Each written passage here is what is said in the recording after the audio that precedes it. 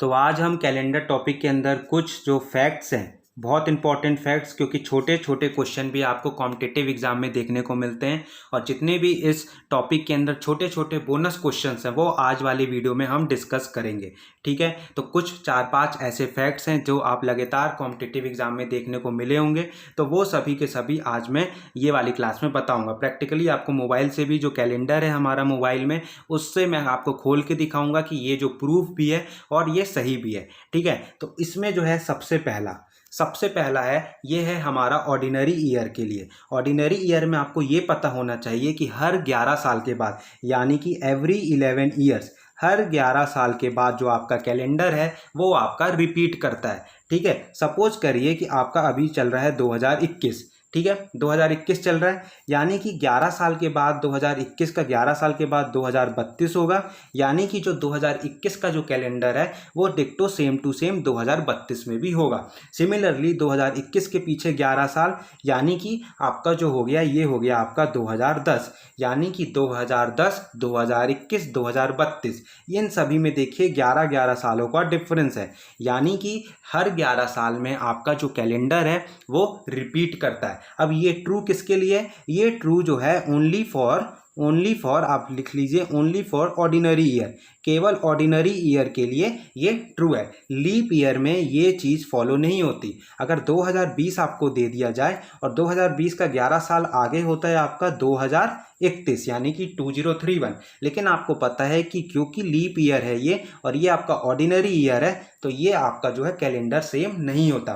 तो पहला कॉन्सेप्ट ये है कि हर 11 साल में आपका जो कैलेंडर है आपका जो है सेम होता है, लेकिन ये जो ट्रू है ये केवल आपके ऑर्डिनरी ईयर के लिए है। लीप ईयर के लिए ये बात जो है ये प्रूफ नहीं है। ठीक है, अब दूसरा चीज़, अब आपको जो है ऑर्डिनरी ईयर, आपको पता है कि ऑर्डिनरी ईयर में 365 डेज होते हैं और इसमें जो है आपके ऑर्डिनरी ईयर और लीप ईयर दोनों में तो आपके 12 महीने ही होते हैं, लेकिन ऑर्डिनरी ईयर में जो 2 महीने ऐसे हैं, यानी कि अप्रैल और जुलाई, ये 2 महीने ऐसे हैं जिसका जो कैलेंडर है वो आपका सेम होता है, यानी कि आपका अप्रैल और जुलाई का जो कैलेंडर है वो आपका सेम होता है। अब देखिए, मैं ये जो है आपको प्रैक्टिकली मोबाइल से दिखाता हूँ कि ये कैसे जो है ये प्रूफ है। ठीक है, तो आप भी देख सकते हैं, अपने मोबाइल में कैलेंडर खोलिएगा, 2021 ही देखिएगा। ठीक है, तो ये देखिए 2021 चल रहा है। ठीक है, अब 2021 में हमने कौन से 2 महीने की बात किया? अप्रैल और जुलाई। तो ये देखिए, तो ये आपका आ गया अप्रैल, ये रहा अप्रैल। अब देखिए 1 अप्रैल को आपका गुरुवार है, 1 अप्रैल को गुरुवार है और उसी तरह 30 अप्रैल को आपका शुक्रवार है। ठीक है, ये आपको दिखाई दे रहा है। अब चलते हैं जुलाई वाले महीने में। देखिए जुलाई वाले में भी देखिए 1 तारीख को आपका गुरुवार है और 30 तारीख को आपका शुक्रवार है, यानी कि आपका जो ऑर्डिनरी ईयर वाले जो ईयर्स हैं, ऑर्डिनरी ईयर वाले जितने भी आपके जो साल हैं, उसमें जो आपका 2 महीना ऐसा है अप्रैल और जुलाई, इसमें जो आपका जो कैलेंडर है वो आपका सेम होता है। ये तो बात थी ऑर्डिनरी ईयर की। अब जो तीसरा चीज़ आपका लीप ईयर में, लीप ईयर यानी कि वो ईयर जो आपके 4 से डिविजिबल होने के बाद जो रिमाइंडर है वो आपके 0, मतलब रिमाइंडर 0 आता है। इसमें भी आपके 12 महीने होते हैं। अब इसमें 2 ऐसे महीने हैं, जनवरी और अप्रैल, इन दोनों महीनों का जो कैलेंडर है वो बिल्कुल सेम होता है। तो ये 3 चीज़ आपको मैं बताया।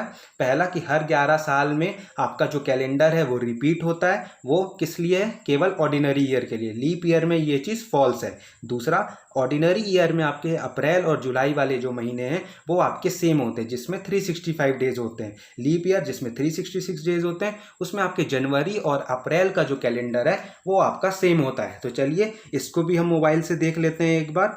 ये देखिए 2020 का ये कैलेंडर है, 2020 का है। अब ये देखिए जनवरी और हमने क्या डिस्कस किया?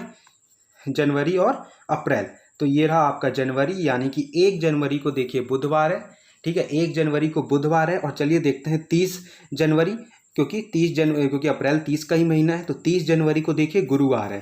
तो अब देखिए अप्रैल, 1 अप्रैल को आपका बुधवार है और फिर उसके बाद 30 अप्रैल, ये रहा आपका 30 अप्रैल को आपका गुरुवार है, यानी कि आपका जो आपका जो लीप ईयर है उसमें आपका जनवरी और जो अप्रैल का महीना है वो आपका जो है सेम होता है, ठीक है। बाकी तो आपको पता है कि लीप ईयर और ऑर्डिनरी ईयर कैसे निकालते हैं। लीप ईयर वो ईयर होते हैं जो आपके 4 से डिवाइड करने के बाद रिमाइंडर अगर 0 आता है तो वो लीप ईयर है। और अगर सेंचुरी की बात करते हैं तो 400 से जो डिविजिबल हो जाए और रिमाइंडर आपका 0 आ जाए तो वो आपका जो है लीप ईयर होता है। जैसे कि 400, फिर उसके बाद आपका 800, फिर उसी बाद 1200, 1600, 2000, ठीक है। तो ये सब जितने भी जो ईयर्स हैं ये आपके जो हैं लीप ईयर्स हैं। लेकिन अगर वहीं 100, 200, 300 या फिर अब इधर आइए तो 1700, 1800, 1900 ये सब आपके लीप ईयर्स नहीं होते हैं, ठीक है।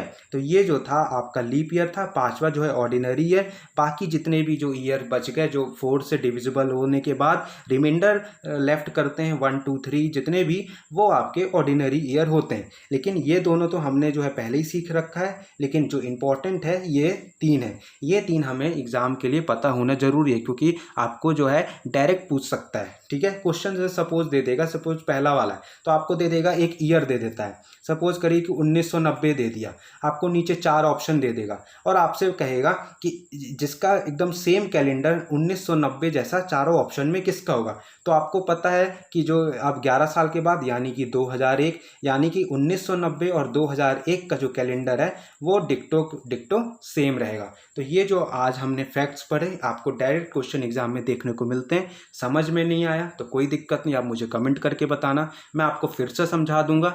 बाकी वीडियो को लाइक करो, दोस्तों में भी वीडियो को शेयर करो और चैनल को सब्सक्राइब जरूर से जरूर करो। तो अगले वाले क्लास में हम नया क्वेश्चन, नया पैटर्न देखेंगे।